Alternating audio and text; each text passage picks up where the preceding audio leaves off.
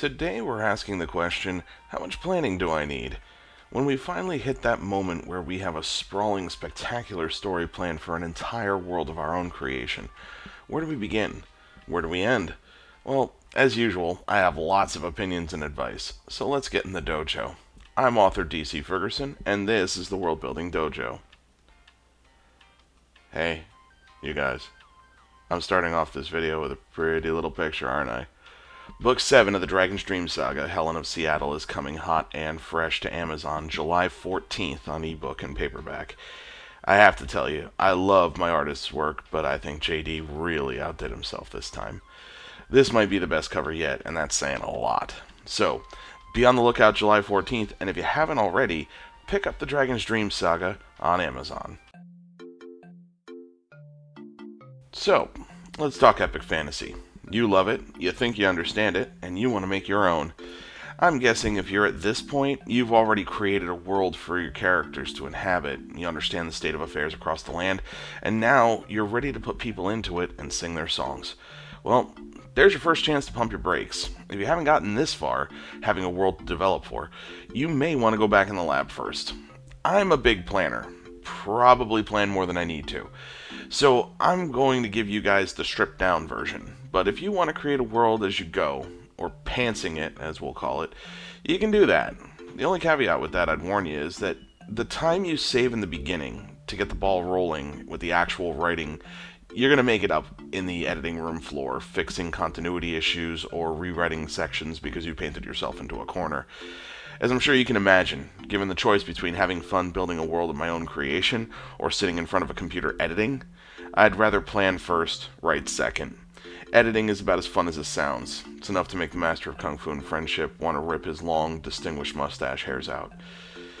I'd actually say with epic fantasy, you're planning a lot more than you would for, a conventional single story. Instead of focusing on your 3-act structure, hitting all the right beats and providing satisfying conclusions, you're doing all that times however many books there are, following ongoing subplots, making compelling endings that leave room for the next story, and so on.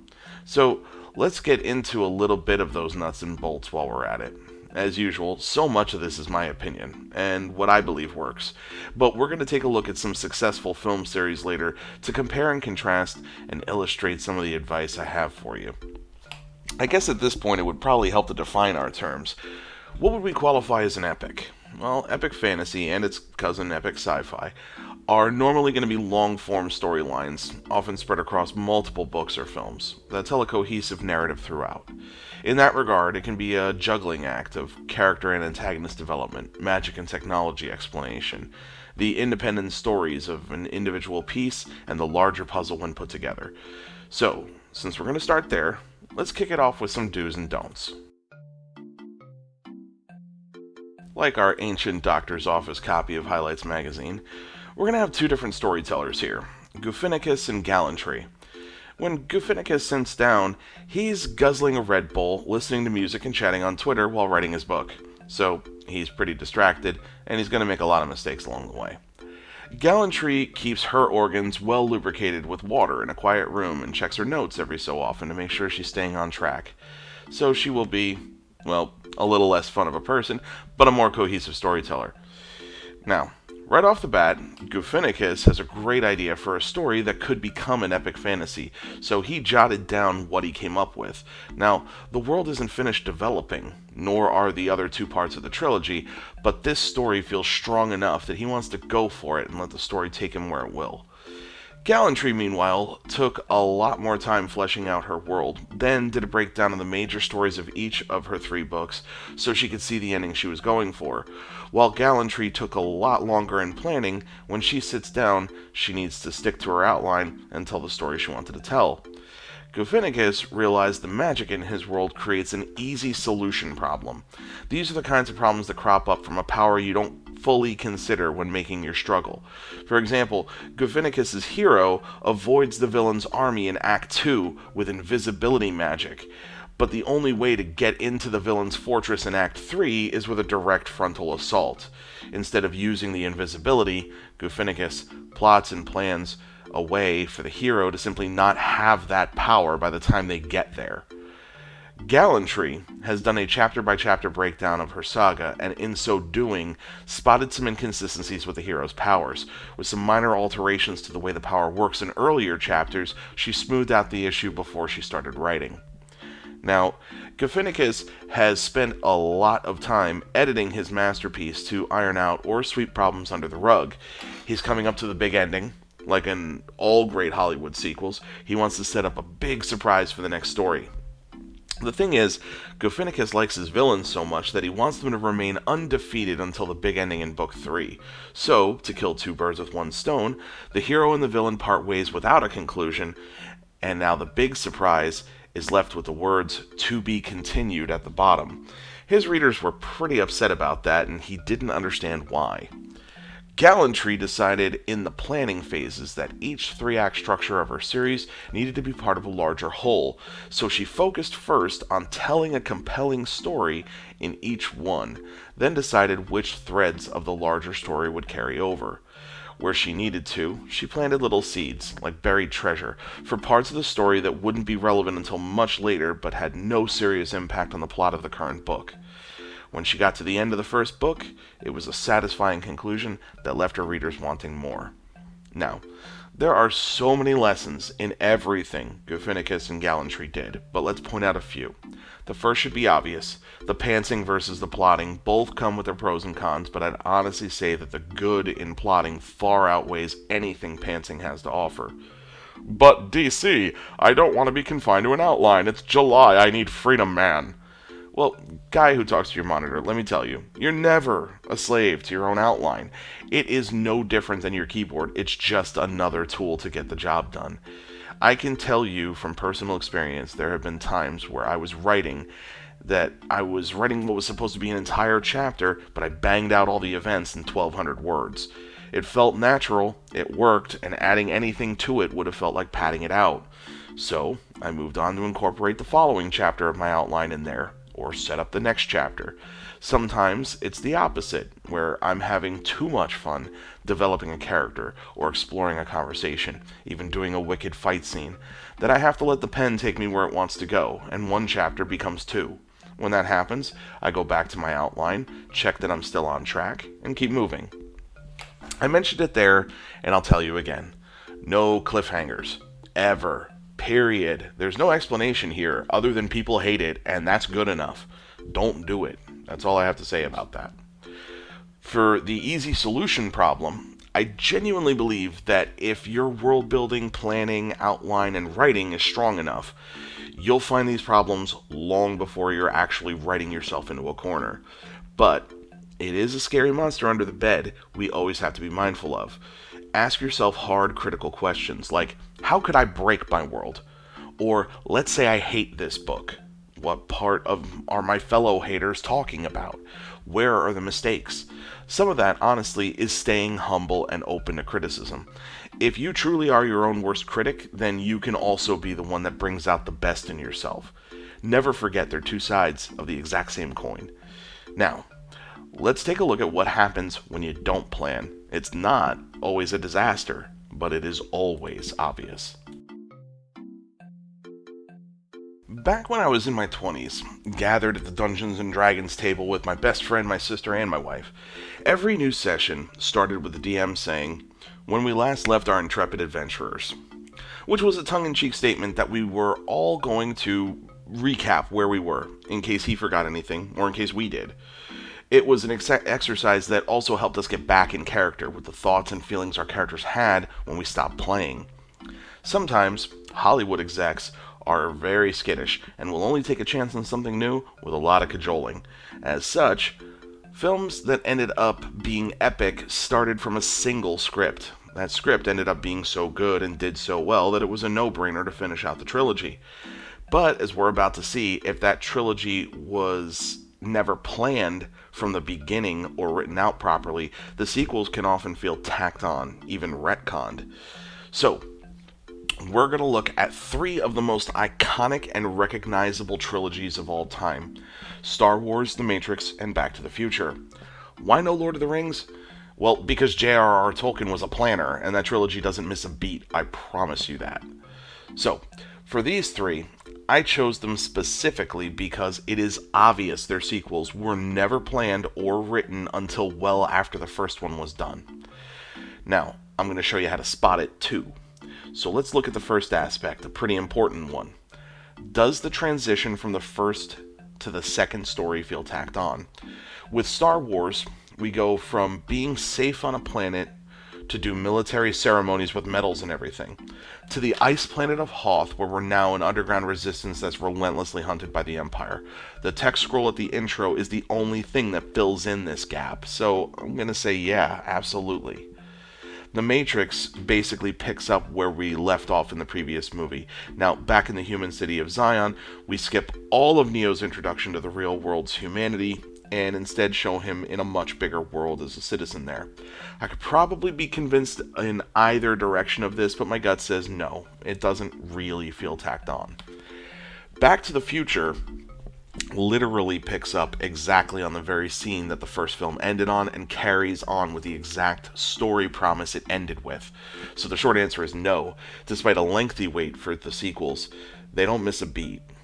Now, next up, let's talk about artifacts. These are aspects of the first story that don't make the jump to the second, so they're either dropped plot lines or entirely retconned. Again, Star Wars has them in spades, from the Errol Flynn style kiss the hero for luck of the first movie to the hey, did I make out with my sister of the subsequent sequels. The artifacts left behind in Star Wars are numerous. The Matrix only has an artifact in the form of Smith. Now, it was never entirely explained what Neo did to destroy Smith in the first film, but making this guardian archetype into the shadow, bigger than even the architect of the Matrix himself, is a little jarring from a storytelling perspective. Unfortunately, because this creates a ripple effect that negatively impacts the story later on, I'm going to say, yeah, we have artifacts here. Again, Back to the Future is dodging the problem like Neo dodges bullets. The repercussions of what happened in the first film are real, while it's reinventing itself with a brand new story that takes place in a future instead of the past. No dangling plot lines, no retcons, just a continuation. Now, last up, we're going to look at and compare tone changes. By moving on to a sequel after basking in the success of the first film, does the tone change? Largely, Star Wars feels the same. Its narrative is still focused on Luke's ascendancy to Jedi, while the Vader twist at the end of Empire blew people's minds and set up the final film with gusto. The Matrix changes tone completely, switching from classic suits to a more highly stylized looking costume, to the expanded Zion universe and new characters, to the complete shift of the powers that Neo was calling on at the end of the first movie, to Smith as the big bad. All of this changes the tone of the Matrix and quite literally makes the sequels feel as though they're a part of another story influenced by the first film.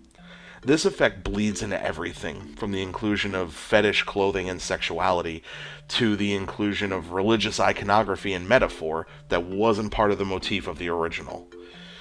Once again, Back to the Future set right what normally goes wrong. Themes you don't even realize were present in the first film, such as Marty's issues with cowardice due to how he views his own father, are built upon in the sequels and make Marty grow as a character. So, what happened here?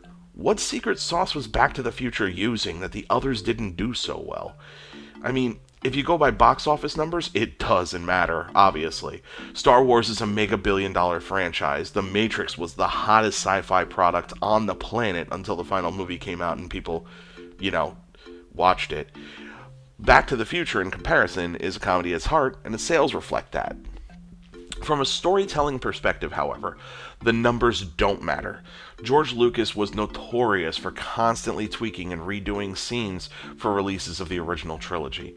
Some of them, such as adding in Jabba the Hutt to Episode 4, made good sense, while a lengthy alien musical break, not so much. Matrix Revolutions effectively killed the franchise at its peak popularity with one of the most disappointing endings to a beloved series, which truthfully was unrivaled until Game of Thrones said hold my beer. Yet, Back to the Future, unaltered and fully satisfying through all three films, endures to this day with reunions and merchandise sales alive and well. The first film even got away with a cliffhanger ending, more so than the other two. The biggest factor in my estimation is a complete understanding of Marty's character in terms of the writing. While the delay of the sequels was long, and after the first few films came out, in every example here, the second and third films for all of these came in rapid fire succession. Understanding Marty McFly as a character allowed the writers to explore the design space that they had with a time machine and just basically have the Marty they knew reacting to it. The dynamic between Doc and Marty, if they were villains, is that Doc Brown would be the Shadow and Marty would be his guardian, a henchman. In the second film, Marty loses his mentor figure and is stranded in 1955 all over again. In Empire, Luke finds he wasn't ready for Vader after all, and learns that it's his father he's been hunting. In The Matrix, well, what happens at the end of the second one is so convoluted that for me to explain it would take an entire video. Part of the problem with The Matrix is that we never really knew what drove Neo to begin with. And with the film's conclusion, we have no idea what it really means for him to be the one, except that, he can fly and see the code of the Matrix now. So imagine yourself as a writer coming back after a few years removed from that writing and that mindset and having to answer the question. The bottom line is, you're either going to pick the right direction then and there, or you make a mistake that ripples through your sequels and destroys what you built. Star Wars, particularly Empire, hits its stride. We already know the characters, the Force, everything. So we get 2 unadulterated hours of just enjoying the characters that we already knew. Luke gets better at being a Force user. Leia is a general now. And as we see in the climax, the deeds of Han Solo's past finally catch up with him. Yeah, sure, we have to retcon the Luke and Leia romance into a Han and Leia romance by briefly having her in a love triangle with her own brother, but it really does work itself out for the most part. As such, both Back to the Future 2 and Empire Strikes Back are considered the best films in the franchise, and for good reason. The Matrix, not so much. I don't think anyone could confidently say Reloaded even holds a candle to the original film, because we've made so many mistakes. Like Guffinicus, we've ended Reloaded with an unfinished, unexplained, and frankly bizarre cliffhanger ending. We didn't plot the entire trilogy from the beginning, so now it feels disconnected from the intentions, promises, and spirit of the original. We didn't think through the power given to Neo by being the one, so in trying to find challenges and avoid easy solutions he could use with his godlike powers in the Matrix, we have to alter and retcon what we understand from the first film, and then we go to a change of style, fashion, tone, and themes of the original. What we end up with is this disconnected mess that proves why you should plan and plan often. If you think you have a great idea for an epic, take it to its natural conclusion. Let your mind wander and expand with possibility. You're already a creative person. You're going to come up with something cool. It may need to be ironed out and examined. You might even scrap parts of your outline and have to rewrite them. What you will do, though, is capture the moment. How your characters feel at the end of your first book, you need to hold on to that. You want to live in that mind space, that mindset. And then, if you're me, you want to start writing the next book like a complete madman because you don't understand what a vacation is. Plotting epic fantasy is just that, plotting. If you have a clear vision from beginning to end and flesh out your world, the writing becomes easier and you spend less time hacking and slashing on the editing room floor. You never underestimate the power of being in your characters' heads, as well, as you may find that when you sit down to pen the sequel, it becomes incredibly hard to get back to that headspace. Once again, the donations from you guys are so awesome, and I thank you so much. We're still working with the Boston-based Needs organization to get this beautiful lady a service dog. Her name is Liana. She's 11 and on the spectrum. This wonderful person is my little girl, and if you'd like to help out, there's a link in the comments below. Also, while you're down there, don't forget to sign up for my newsletter. And you're going to get Cora Blake, Arcane Agent, totally free. You'll get cool news about what I'm working on in books and here on the channel, and it comes loaded with cool authors and promotions for fantasy and sci-fi. Don't forget to like and subscribe to hear about new videos, and as always, I'm DC Ferguson. Now have fun and get crafting.